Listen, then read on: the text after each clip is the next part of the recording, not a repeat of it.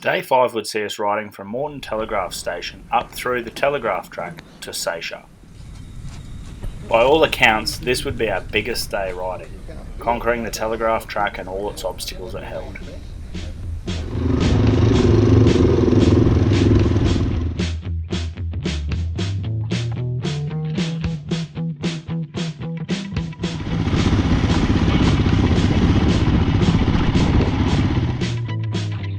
After a quick ride up the highway, we stopped, fueled up, got some photos with the Telegraph sign, and then we were on to tackle the track.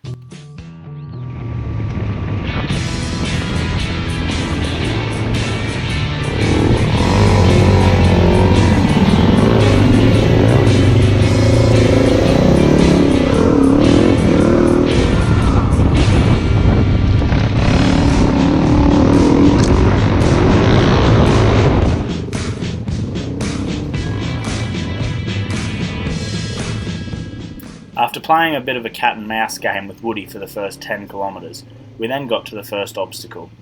A little drop where the four-wheel drives had chewed up and into slop, and then up a single little sandy hill.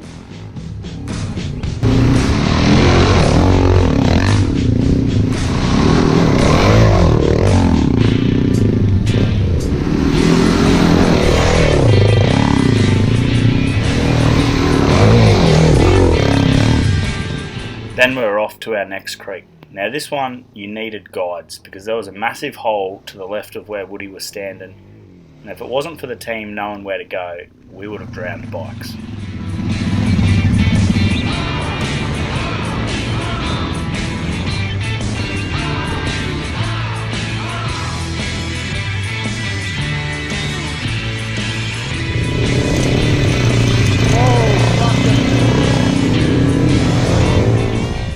It wasn't long before we arrived at the famous gun shop.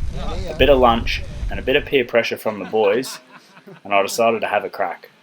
Now the bottom was full of soupy sludge from the cars, and I was really worried about getting sucked into a hole, but managed to ride it out pretty clean.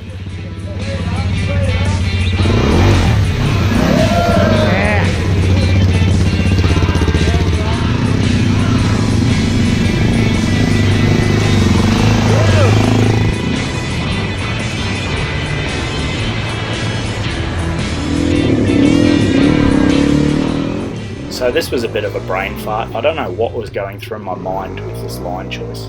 Luckily I didn't get bogged and didn't have to get pulled out by any of the boys.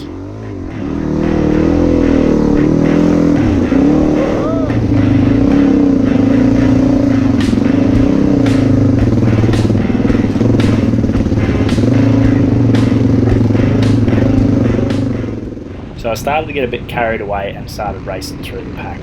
I forgot what suspension this DRZ had, and this moment scared the shit out of me, and I needed a new pair of jocks back at camp.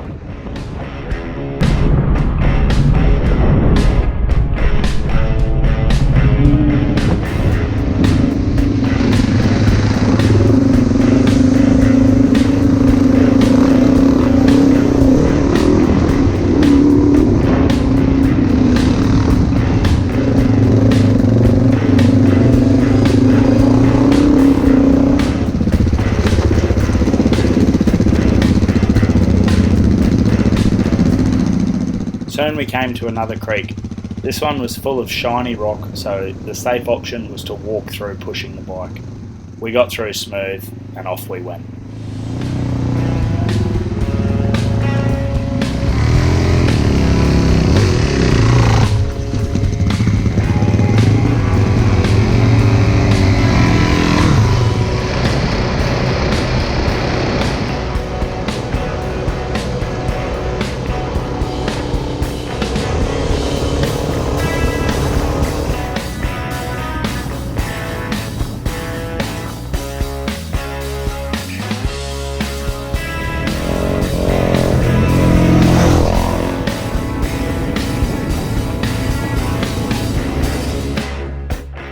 Bit of a stop in at Fruitbat Falls for a swim and some afternoon tea before we'd head on to Elliot Falls. So we were on a bit of a time frame to get to the ferry, so there wasn't time to get undressed. So in we went, gear and all, for a nice refreshing swim.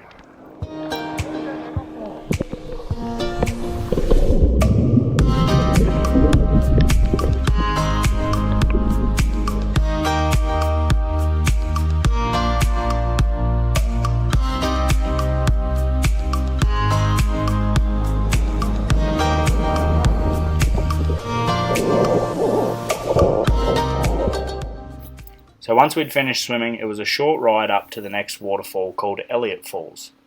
This one was a bit more interesting.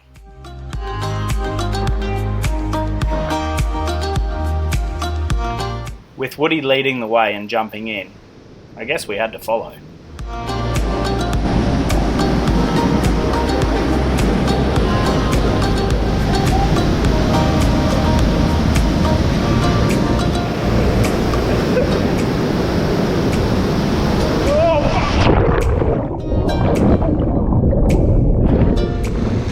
And then on we went to catch up with the ferry.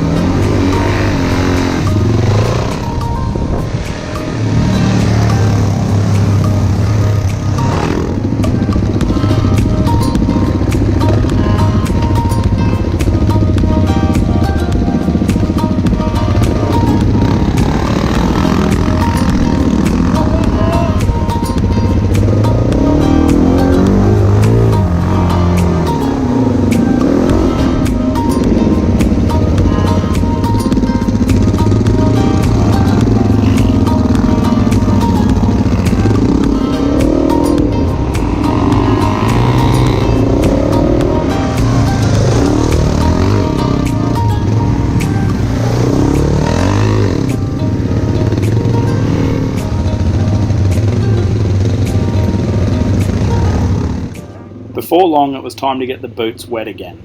This time another soft sand crossing that creative lines were needed to get through without drowning bikes.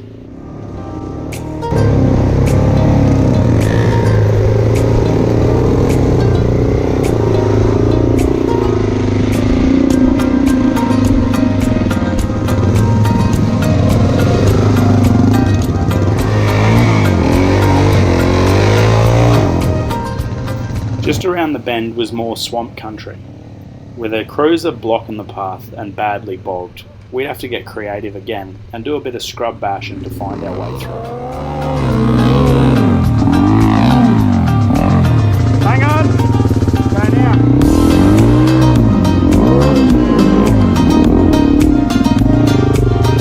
Go here! On the hard ground up there!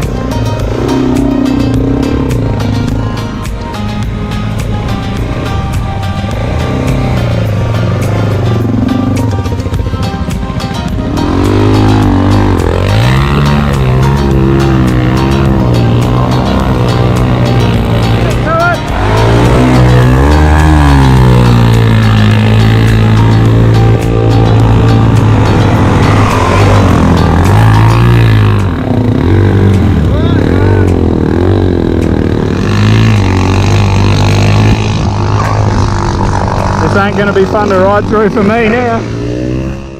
Hanging out the back and filming all the guys did have some downsides.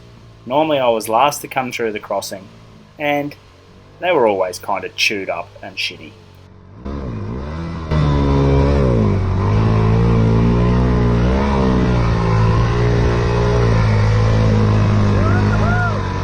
A little bit of revving and some dog paddling, and I was through. Next up was Nolan's Brook crossing and the famous log bridge. Now I've done some log bridge crossings before, but this was probably the sketchiest, and it really had me considering my diet choices beforehand.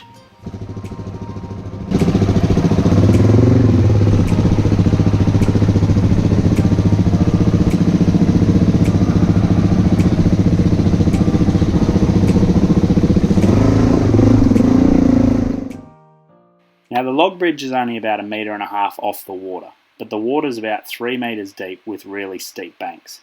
Guys have dropped bikes off here before, and it's not a fun time getting them back up. So concentration was at an all-time high. Now we got through without a hitch, and the race was on to get to the ferry.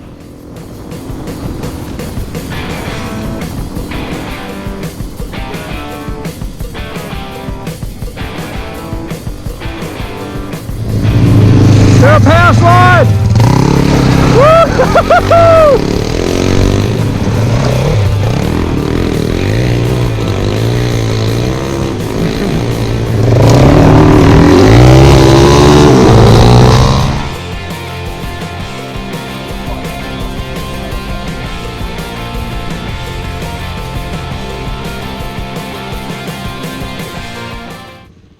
Now a quick 5-minute ferry ride over the Jardine River and we were on our way.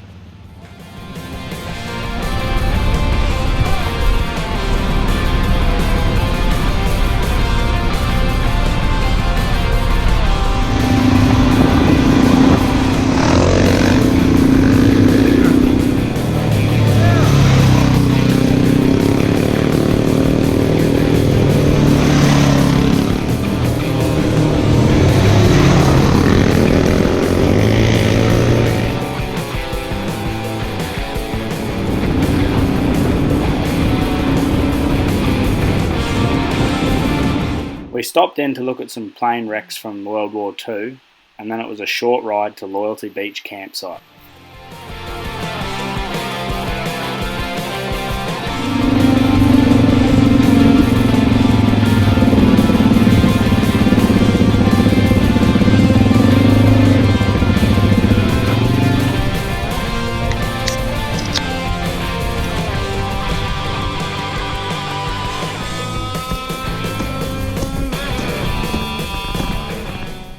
So Loyalty Beach would be the camp for the next 2 nights.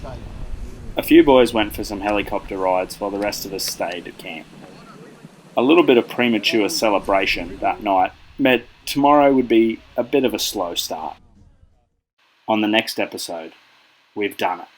We make it to the tip of Australia and finish off the tour with a ride of the 5 beaches.